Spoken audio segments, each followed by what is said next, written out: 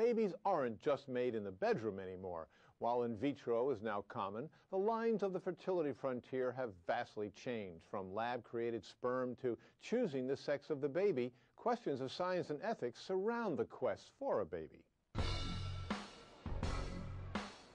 The instinct to reproduce ensures a continuation of humanity. Children can just bring so much joy into your life, and I knew that it's something that I wanted to do. For some, it happens naturally. For others, obstacles of time. Women are waiting to have a pregnancy. And nature. My sperm count has been declining steadily. Get in the way.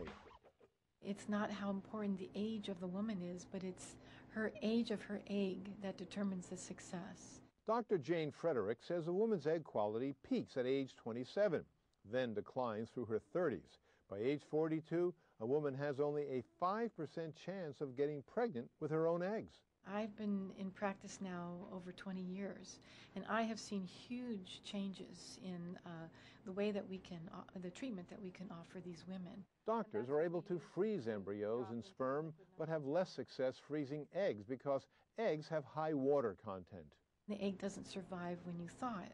A recent breakthrough in the cryoprotectant used in egg freezing better preserves the egg without the ice crystals. You're going to be famous for those cheeks, too. Little Noah doesn't realize yet how unique he is. One of the first babies ever to be conceived with a frozen egg from his mom and frozen donor sperm.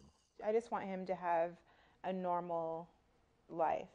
In 1/3 of infertile couples, it's due to male infertility, as was the case with Stephen and Melissa James. Not zero sperm, but really low motility and low count. Because Stephen had some sperm, they were able to use in vitro fertilization to conceive their daughter Katie. Oh, and that's her TP. In cases where a man has no sperm, donors are used, but some couples desire a biological link to both parents. We are trying to generate sperm, artificial sperm, and we hope that we can help these couples. German researchers are growing sperm from very early cells called germ cells, taken from testicles. Experiments with mice have been successful. If it works in the mouse, I'm sure it also will work in the human. But it doesn't end there. Researchers are trying to grow sperm from a female germ cell, which could then be used to fertilize another woman's egg. It might be possible that in the future, perhaps we are able to get a child from two women. Creating a baby from lab-grown sperm is very controversial. The experimental process takes a long time. What do you do if the experiments are making babies and they don't come out right the first couple of times?